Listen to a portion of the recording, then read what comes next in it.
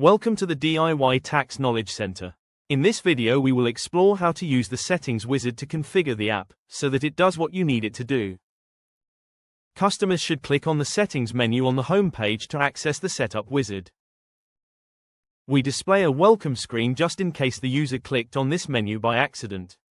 Customers should click next if they wish to update the app settings. Customers should first select which Making Tax digital services they wish to use.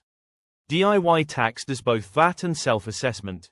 To optimize the user experience, you will not see any reference to an MTD tax service if you have not selected the service.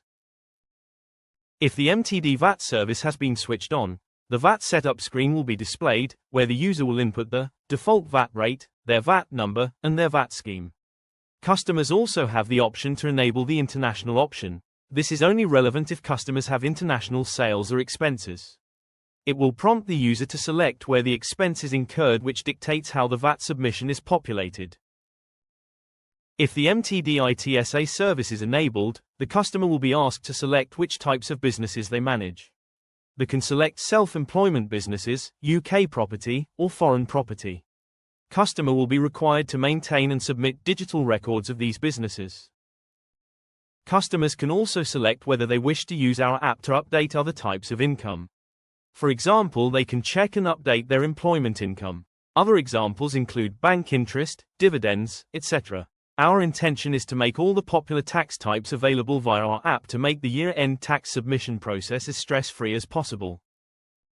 Finally, customers have the option to use our live bank integration feature. If enabled, customers can connect to one or more bank accounts and automatically create the transactions in our app straight from their bank.